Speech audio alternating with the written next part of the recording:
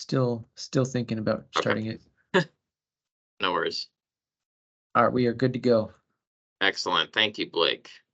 All right. Hi, everyone, and welcome to the Mind Diet webinar. Thank you for being here with us today. I'm Trevor, the Fitness Center and Wellness Program Manager here at SRA. I'm joined by our virtual performance coach, Jeremy Alfonso, and our liaison, Blake Malcolm, who will each be monitoring the chat throughout the event. We will obviously be sharing a recording of this session and posting it to YouTube, as well as sharing the slide deck afterwards. So keep an eye out for an email and a Slack post concerning those. We've also got London Baker of the Bon Appétit team here with us once again for another informative presentation, this time covering dietary patterns and lifestyle factors that can influence and support your mental health. So London, why don't you tell us maybe a tad about your background before leading us directly into the webinar itself? Then you can just take it away from there. Yeah, thank you so much, Trevor. Hello, everyone. I want to echo those sentiments. Thank you so much for joining us today. For those of you who do not know me, my name is London Baker. I'm a registered dietitian, classically trained chef, and also the regional wellness manager for Bon Appétit Management Company, your food service provider. As Trevor mentioned, today's presentation is on the Mind Diet, so we're going to be talking about lots of fun stuff today. We're going to be digging a little bit into the science of specific nutrition patterns and lifestyle factors that have been proven to help support optimal brain health. So with that being said, let's go ahead and dive into today's presentation. All right, first up is our agenda. We will be defining the Mind Diet and the principles that encompass the Mind Diet.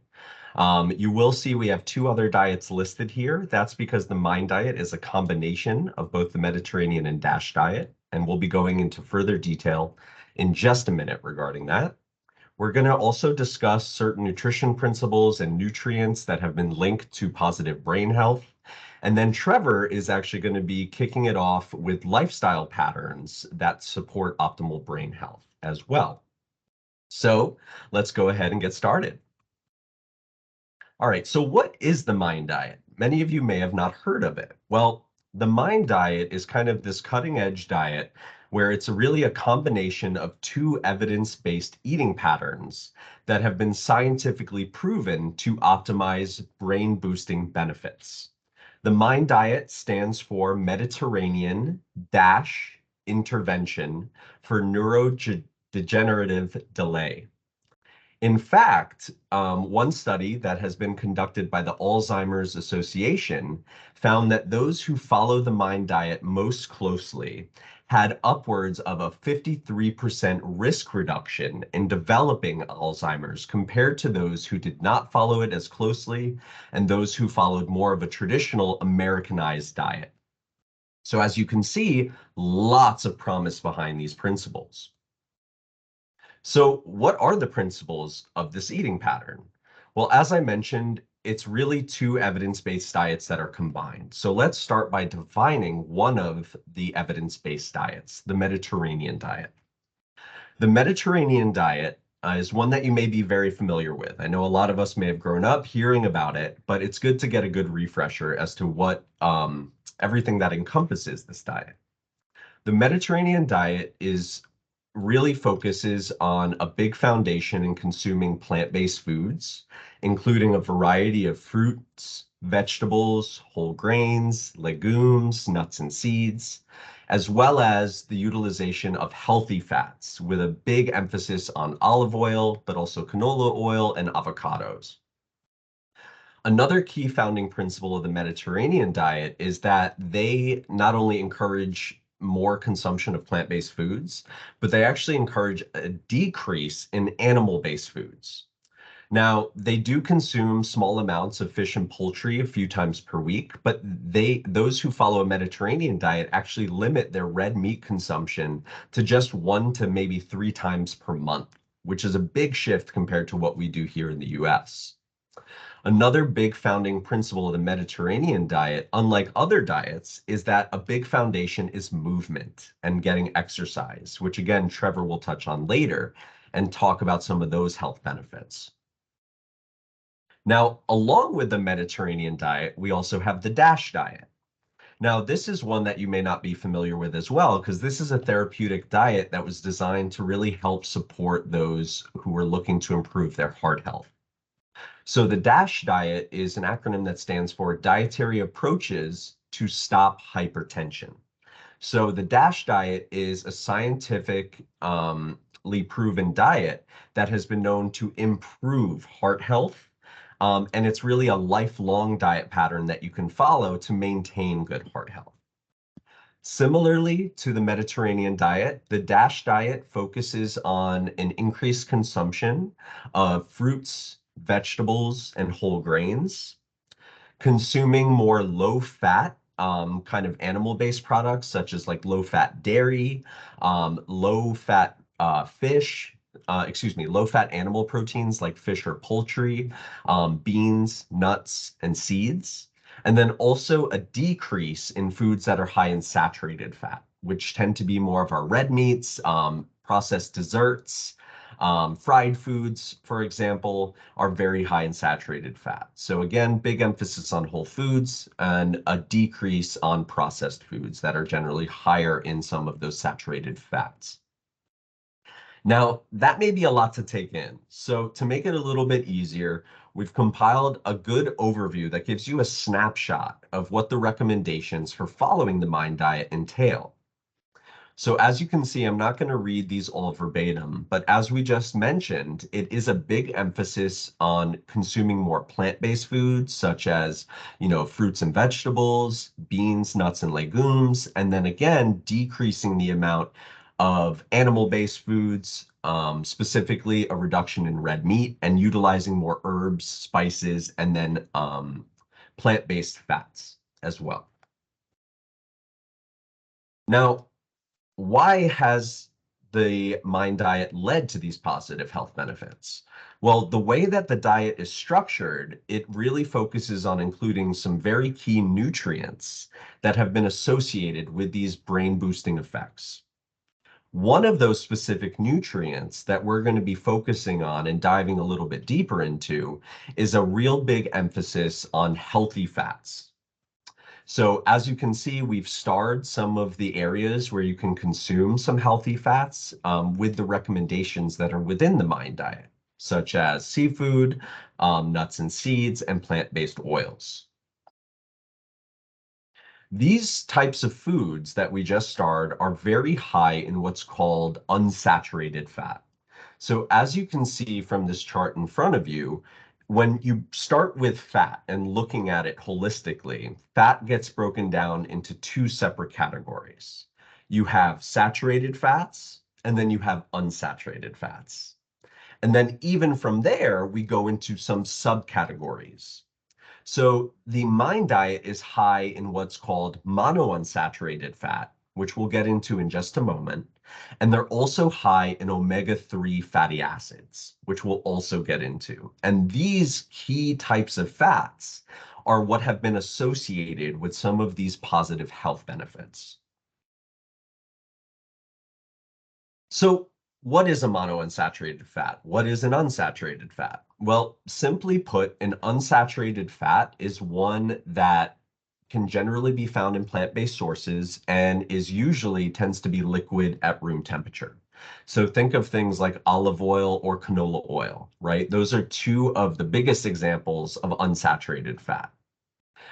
Then you have foods that contain polyunsaturated fat, which has a mixture of unsaturated and saturated. So those are foods that have some solid that tend to be a little bit semi-solid at room temperature, things like avocados or other types of oils, and also nuts and seeds contain some polyunsaturated fat.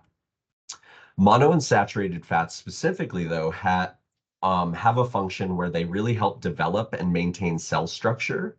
And by consuming a wide variety of monounsaturated fats throughout the day, it's actually been shown to help reduce bad cholesterol and lower your overall risk for heart disease.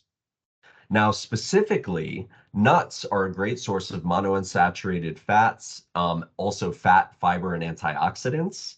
A certain nut, which ironic kind of looks like a brain, walnuts have specifically been shown to be linked to improvements in cognitive function. So a way that you can increase your monounsaturated fat is just include some nuts and seeds throughout your diet and utilize them throughout your cooking processes. So replacing butter with olive oil or trying to do half and half and work your way towards consuming more monounsaturated fats.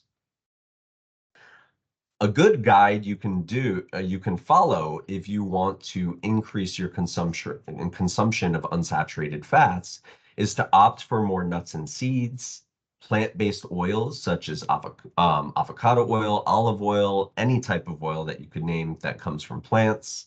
Consume avocados, and then you can also get a lot of good healthy fats also from fish and seafood.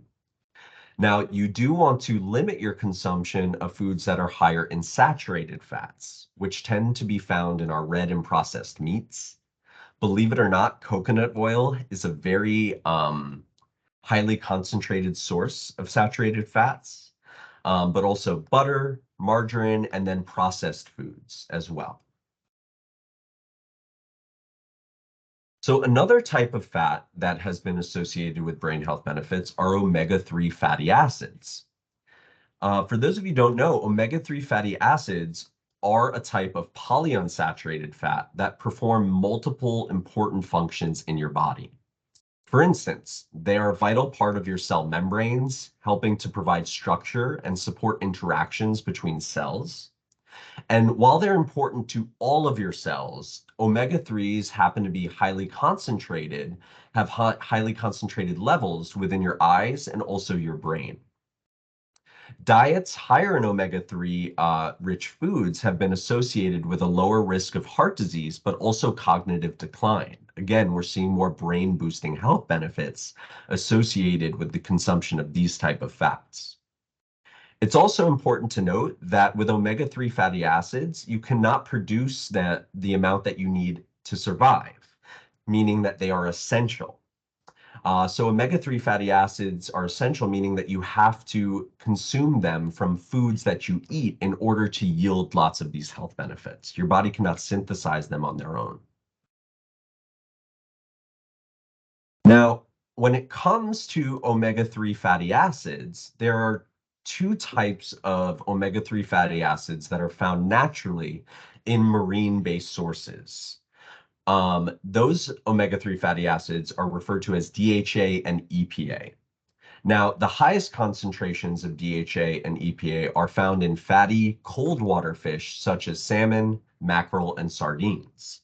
And these types of fatty acids have been especially correlated with positive brain boosting effects. So per the Mind Diet recommendations, they recommend getting at least one serving of these types of foods per week. Now, there is a third type of an omega-3 fatty acid, and that is known as ALA. ALA is a type of omega-3 fatty acid that can be found in plant-based sources. Now, it's important to note that if you're a vegetarian or you're following other types of lifestyles, that is quite all right, because you can still consume ALA as they are found in a wide variety of plant-based sources. And our body has the unique ability to convert small amounts of ALA into EPA and DHA forms. But the amount that is produced is just a little bit less, which is why we do encourage, if you're able to eat a wide variety of foods, please do so. But if you are a vegetarian or if you are a vegan and you are looking for other ways to get adequate amounts of DHA, please just consult your doctor or dietitian to discuss unique strategies that would be more applicable to you. Now, another one of the founding principles of the Mind Diet is that it encourages the consumption, a wide consumption of fruits and vegetables each week. Now, part of the benefit in consuming those types of foods is that they provide multiple health benefits, including fiber and antioxidants. Now, you may be asking yourself, well, how does fiber correlate with health or with brain health? Well, diets higher in fiber have been associated with the reduction of lots of diseases, including cancer. It helps lower your blood pressure, cholesterol, blood sugar, and inflammation. It also helps support healthy gut bacteria, which we're now learning more and more studies that what the bacteria in our gut has a direct correlation with our brain health as well. And it can also help ensure that you have a more stable mood, right? So think about your cravings. If you've ever gone on that hunger roller coaster, where you might be deathly hungry. I call that being hangry, right? That affects our mood as well. So having fiber, having regular meals can help keep you more stable by stabilizing your blood sugar, amongst many other benefits. So some tips to help you consume more fiber is just to really aim for a variety of whole fruits and vegetables. Another thing that you can do is try to swap some of the refined grains that you may be enjoying for whole grains more often. Other tips are just to swap out some meat for some beans or lentils at meals. Beans and lentils are a very high source of plant-based protein and are incredibly high in fiber and rich in those nutrients as well. So just a few tips to get you started.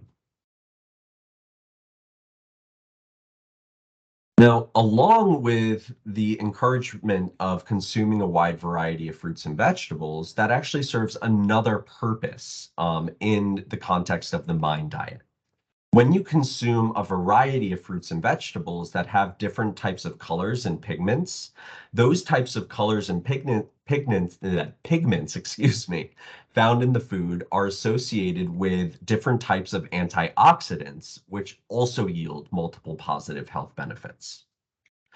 An antioxidant is basically a substance that can help prevent harmful cell damage and oxidative stress.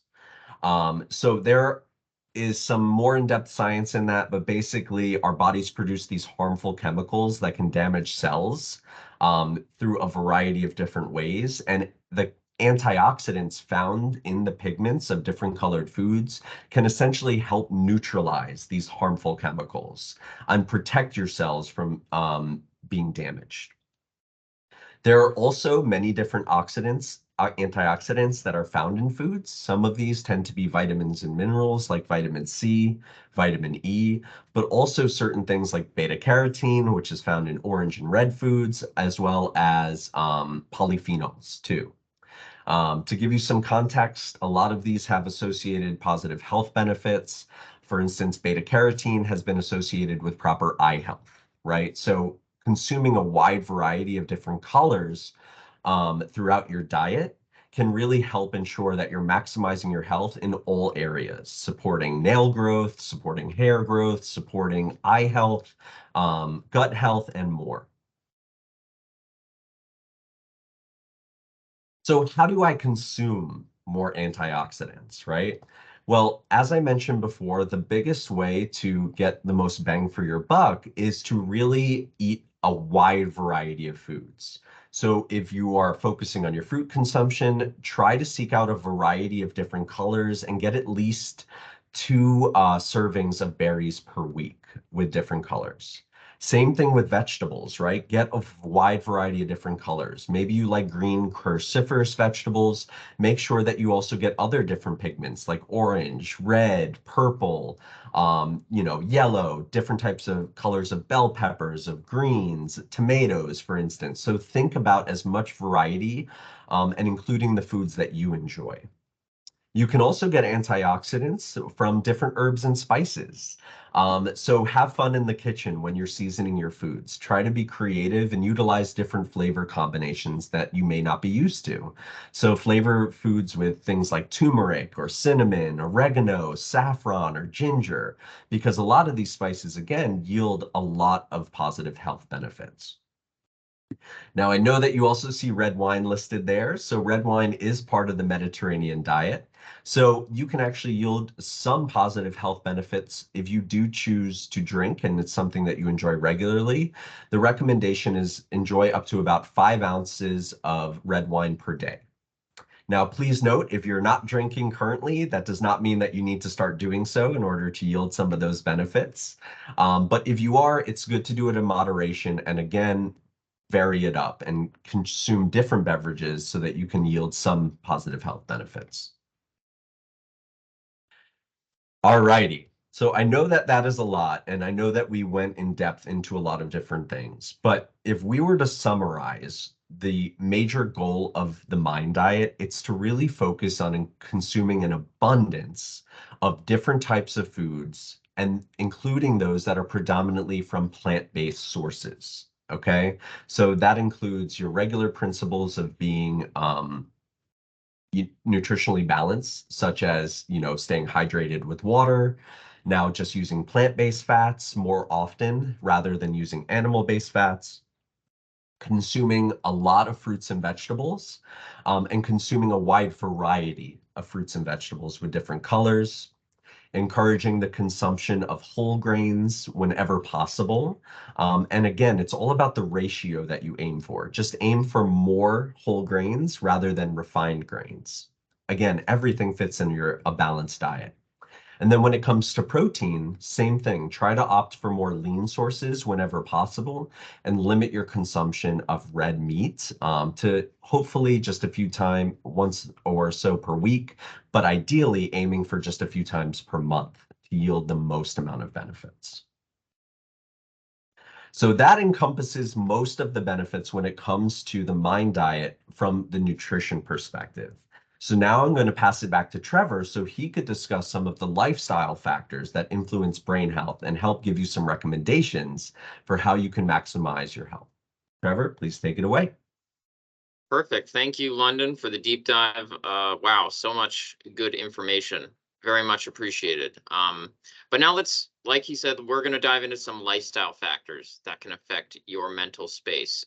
And those three factors chiefly are going to be stress, movement, and sleep. So we'll start off with stress and the two different types of stress that exist. We have acute stress, which is experienced usually from more minor situations on a more regular basis in your day-to-day life. It's fairly common, and symptoms may include feelings of anxiety. You might feel irritable. You might experience mood swings or even a lack of focus.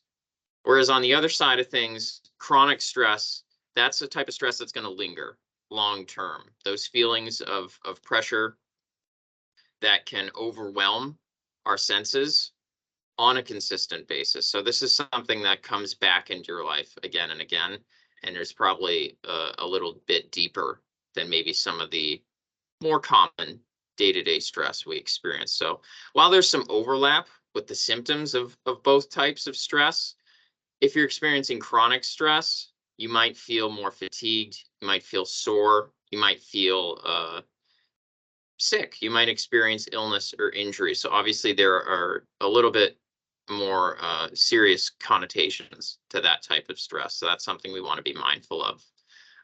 But either type of stress, it can impair brain function, memory, our attention span. It can also promote inflammation throughout the body, and it can increase your risk for developing a number of diseases such as Alzheimer's or dementia. So stress is not something that you want to mess around with. However, there are a lot of strategies out there to help us deal with stress. And here are a few that we like to share and practice ourselves. Obviously, eating nourishing meals regularly. London just gave us a wonderful look at how we can go about that sort of thing. So consider using the Mind Diet in your day-to-day life. And within that, you want to limit how much alcohol and caffeine is in your diet as well. Everything in moderation, we like to say. Of course, getting enough sleep is a huge component of this as well, and we'll get into that in a moment. Engaging in physical activity that we find meaningful or fulfilling or appealing in any sort of way, whatever movement moves you, that's what you want to invest your time into. You might surprise yourself with how it makes you feel after the fact or even during the fact. Taking breaks from technology as well can go a very long way. We spend a lot of time behind screens, looking at screens, and it's good to break that up every so often. Get up, move around, get outside, feel the sunlight, breathe some fresh air, look at some nature. It really can do wonders for your mental health, even though it sounds so simple. And then investing your free time in things you find appealing or joyful, hobbies, interests, spending time with loved ones.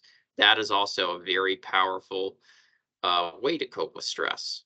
And lastly, consider investing in therapy, talking to a qualified professional about issues, problems you're having in your life, how you feel about those problems can work wonders for us. And if that's not appealing or feasible to you, you can also just talk to trusted loved ones, family and friends. Just unburdening yourself or venting about things, just like the mere act of that can lighten our load a little bit. So that is something to consider as well. But going back to the movement aspect of it, why is movement? Why is physical activity so important for our mental space? Well, it stimulates changes in our brains, essentially. It can help improve memory, your learning, your mood, and of course, it can decrease stress, as we established. It also reduces your risk of a number of diseases, such as Alzheimer's, as aforementioned. And it can help you manage mental health conditions, chiefly things like depression or anxiety. In some cases, you might find it's more powerful than an actual antidepressant. I know I do. I try to move every day. And on days where I don't move, I don't feel as good, honestly. And I've met a lot of people in my lifetime and in my career who swear by exercise as the best way for them to cope with stress and keep themselves mentally healthy. So if you aren't moving regularly, definitely consider including that in your day-to-day regimen. As for what we want to aim for on a week-to-week basis, we want to shoot for about 150 minutes or so of cardiovascular exercise, heart pumping exercise that gets the blood flowing, maybe gets you sweating. And then in addition to that, 2 days of resistance training at least is usually a pretty good bet, whether it's machine oriented or body weight or free weights. We want to engage in that resistance training, train our muscles as well, not just our lungs and heart. Going back to sleep now, and why it's so important. Well, it's basically when your brain restores and repairs itself. And unfortunately, the average adult usually sleeps less than 7 hours per night, falling out of what we like to call the green zone of 7 to 9 hours per night. And if you're not getting up into that 7 to 9 hour range, you might fall into the 40% of adults that experience daytime sleepiness. And that might affect your ability to navigate different tasks in your life or in your work life on a day-to-day basis. So sleep deprivation can have a lot of adverse effects. We want to avoid those because that can, again, result in an impaired brain activity. It can impede your decision making and your memory. And it can also interfere with your ability to cope with stress. And as always, it can result in a number of diseases, going back to that Alzheimer's and dementia as well. So how can we sleep better? Well, here are a few tips to help you secure some better sleep. Set a bedtime and stick to it. On a nightly basis, you want to aim for like a 30-minute range, day in, day out. Now, pick a time, try to stick to it. It's harder to establish a habit in the early going, but once you really get it down and locked in as part of your routine, it'll just become second nature, become natural. And you want to keep your bedroom cool and dark to help you get more sleep. I have blackout curtains myself and an air conditioner or a fan on, usually. That white noise in the background, and there's not too much light around. That helps me sleep a lot more soundly than I might in another environment. And you want to ditch screens, as I mentioned before, probably 30 minutes before bedtime. Just keeping that light away from your eyes will help put you in a more restful state. And you're also going to want to skip caffeine way more than 30 minutes before bedtime. I would probably stop drinking caffeine around 2 p.m. because it can have an effect on you for hours on end. So that is something you want to be mindful of as we approach that afternoon window. And then just create a bedtime routine. For me, it's like I wash my face, brush my teeth, that sort of thing, go to the bathroom, do what you need to do, maybe drink a little bit of water, anything to help make you more comfortable and rested. So now we'll go over 5 mindset principles that we really like to use to put into practice to support our mental health. And the first one is just getting organized. You know, staying on top of potential stressors in our work lives, but also in our personal lives. That goes a very long way. You can make to-do lists on a daily, weekly, or monthly basis. You can make it digitally. You can write it down on Post-it notes and slap it on your keyboard. That's a method I like to employ. But regardless, just creating structured systems to help deal with the tasks that are thrown your way is really going to help you streamline your efficiency and set you up for success, because being organized helps us feel in control, and feeling in control helps us limit how much stress we experience. And the second thing here, again, is investing your free time thoughtfully. So I would try to avoid spending all of your daily personal time on duties and responsibilities. You're always going to want to leave a chunk of time to yourself to just enjoy, do whatever is appealing to you. That, you'll find, will keep you sane on a day-to-day basis. So enjoying those interests in moderation, that's going to help you get through the week into the next week. And another thing to consider is just to try to reframe your perspective on stress when you experience it. Self-awareness goes a long way, and stress can take many forms. It can be brought on by challenges, by threats, even excitement can stress us out a little bit. You know, the nervous excitement we might feel leading up to an event that we've been looking forward to, for example. But how we perceive any type of stress is up to us. So try to recognize that stress is coming on before you react emotionally to it. If you are able to reframe it maybe as an energizing motivator to power actions that are constructive as opposed to destructive, that can be very powerful. You want to choose to fight the stress over flight, over running from it, and then practice returning to a relaxed state from a stress state as well. And the last 2 things we've got for you are meditation and experiencing nature. Now, meditation can take many forms. It can look very different for a lot of different people.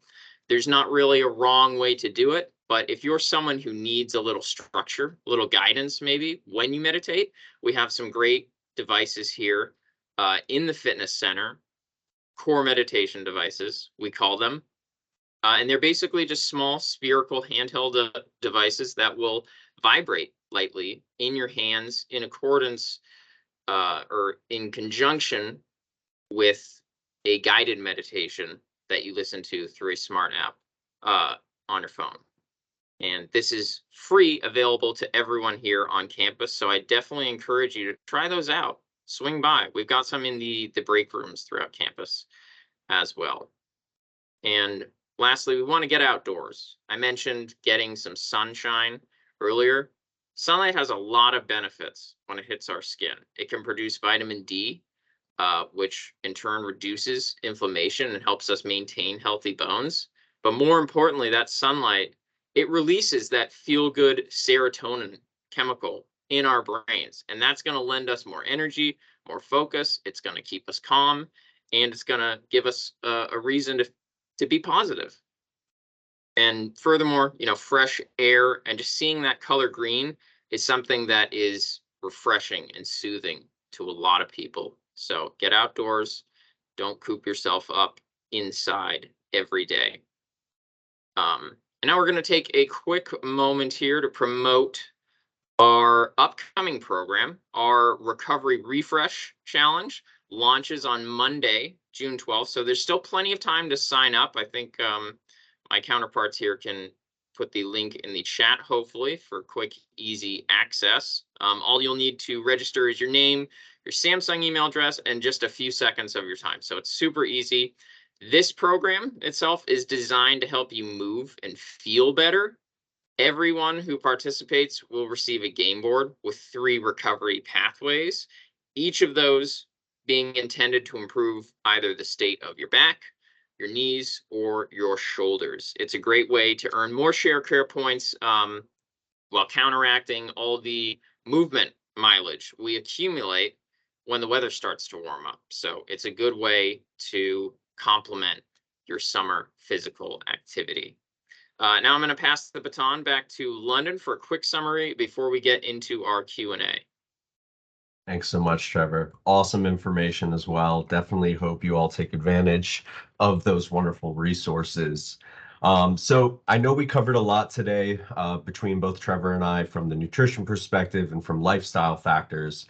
To give you a good summary and overview with key points to take away from today is that good nutrition and a healthy lifestyle have a really strong influence on brain health as well as your overall health and reducing your risk for any comorbidities.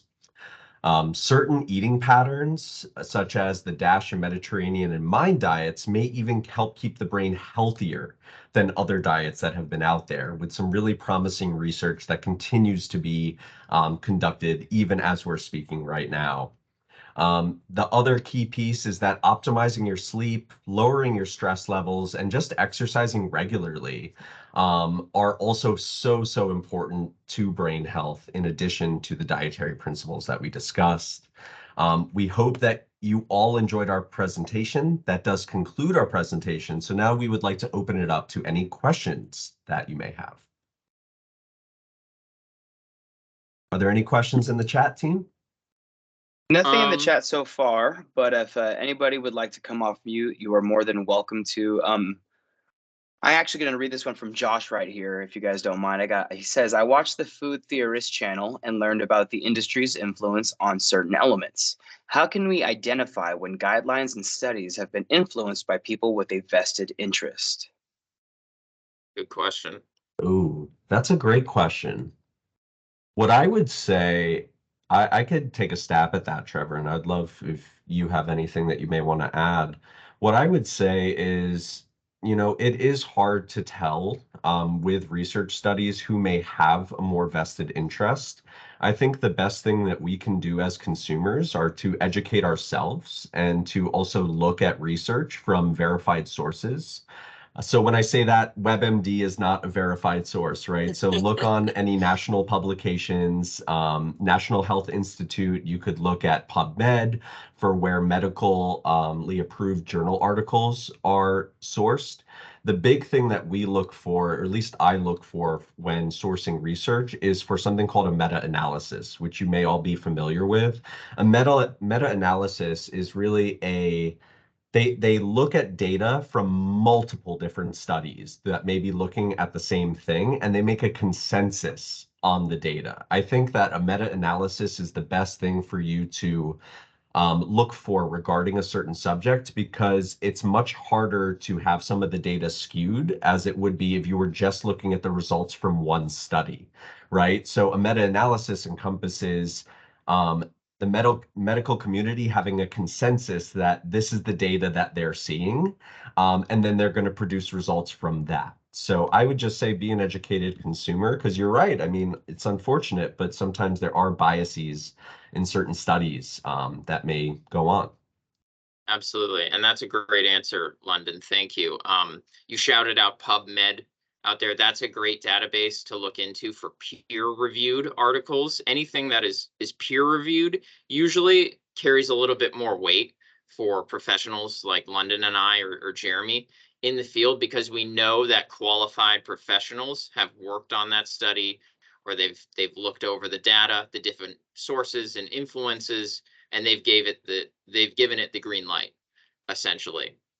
So like London said, you just want to look at who is writing these articles, maybe what other work they've done, or what else they've been involved with it, if you want to go really deep with your research. And that way you might be able to identify any conflicting interests. But yeah, I mean, that's something you want to do for any sort of just random article you might look up on any sort of health, fitness, or nutrition related topic, is just be an educated consumer, be self-aware, take it with a grain of salt. And I would say maybe compare and contrast with other sources out there. What is this article saying on this same subject versus this one? are there different schools of thought? And then you want to take that into account as well. But definitely look for that peer-reviewed content that has been meta-analyzed for sure. Thank you, London. And thank you, Josh, for a very good question.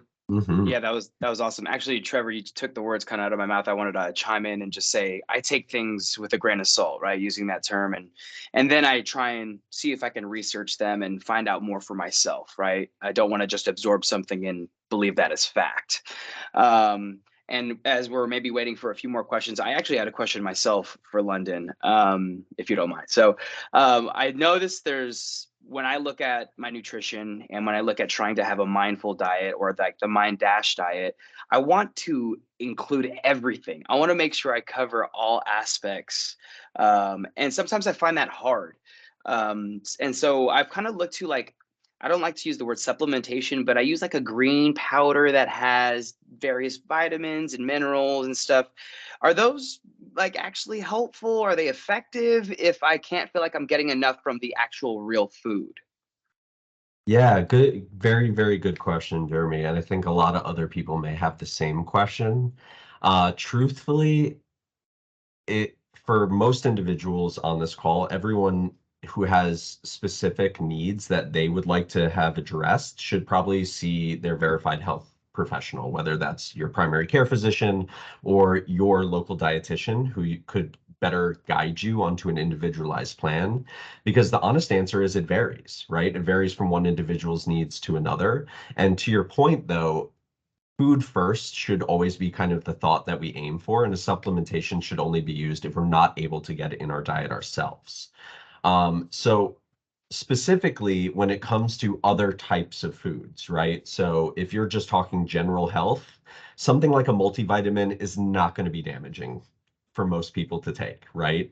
But when we do start talking about specifics like omega-3 fatty acids, or we're talking probiotics and prebiotics, it's kind of the same thing we just mentioned with the journal articles. You know, be an educated consumer.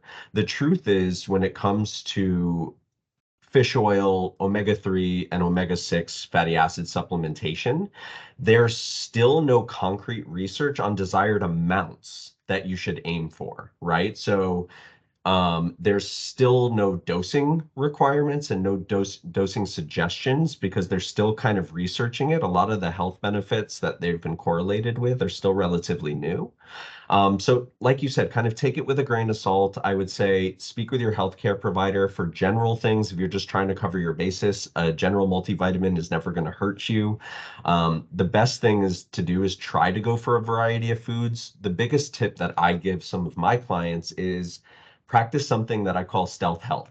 And what I call stealth health is try to sneak in extra servings of some of these great foods for you into your regular meals. So we're so used to in America, right? When you say dinner, people name an animal protein, right? They say, I'm having chicken for dinner or I'm having steak for dinner. Well, let's change that mode of thought, right? Let's kind of put animal proteins in an accessory role and let's see, maybe I could do like a chicken stir fry with all of my favorite veggies in there, right? And I'm packing it and I'm decreasing the cost because animal protein is the most expensive and I'm covering my bases nutritionally. So I'd say try to do food first whenever possible. If you're going to supplement, follow guidance from your healthcare professional and try to do so informed.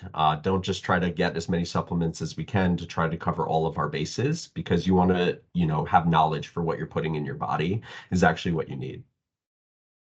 Awesome. Thank you so much, London. That was exactly what I was looking for. I appreciate that. I'm not seeing any more questions in the chat, so maybe we'll give it another minute or so if anybody wants to hop off mute. But if not, I believe that would be it. Okay.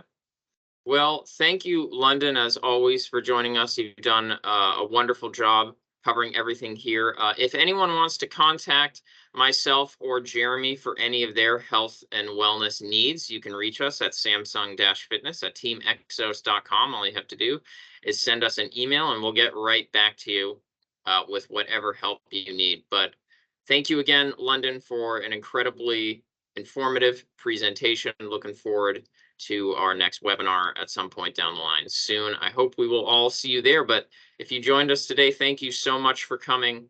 Keep an eye out for the slide deck and the recording afterward. Blake, I think we can go ahead and cut it there. See you guys.